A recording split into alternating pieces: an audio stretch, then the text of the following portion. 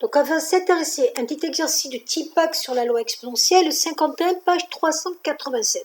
Donc vous avez une entreprise d'autocar avec des véhicules qui peuvent être bloqués et on note D la variable aléatoire qui mesure la distance en kilomètres que l'autocar va parcourir jusqu'à ce que survienne un incident. Donc on vous explique que D c'est une loi exponentielle avec un paramètre 1 sur 82. En gros, une loi exponentielle va correspondre à un temps de bon fonctionnement et 1 sur 82, en gros, va correspondre à un taux d'avarie constant. Donc on vous demande quelle est la probabilité que la distance parcourue sans incident soit comprise entre 50 et 100. Donc ça veut dire que le temps fonctionne bien entre 50 et 100. Donc là, vous allez utiliser la formule des lois exponentielles, E moins 50 lambda moins E moins 100 lambda. Vous remplacez par le coefficient, le paramètre lambda, et ça vous donne votre probabilité. Ensuite, on vous demande quelle est la probabilité que ce soit supérieur à 300 km.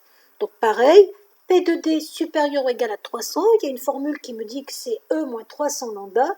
Vous remplacez et vous avez une toute petite probabilité de 0,026. Ensuite, on vous explique qu'il y a une condition qui est la suivante.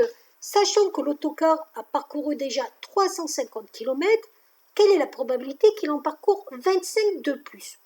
Donc nous, on peut faire ça de deux façons. Soit on peut utiliser le fait qu'on sait, et ça s'est démontré, que la loi exponentielle est une loi sans vieillissement. Ça veut dire que s'il a parcouru 350 km, nous, ce qui va nous intéresser, c'est le nombre de kilomètres qu'il va parcourir en plus. Donc par rapport aux 350, il va en parcourir 25.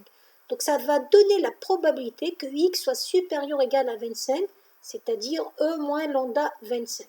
Soit vous pouvez tout redémontrer avec la formule des probabilités conditionnelles. Donc P de A sachant B égale P de A inter B sur P de B.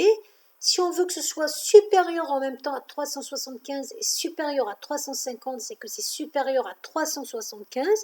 Vous appliquez la formule P de X supérieur ou égal à C, c'est E moins lambda C. Et après, vous faites la soustraction et vous avez exactement le même résultat qu'en haut. Il y en a un qui est beaucoup plus long que l'autre.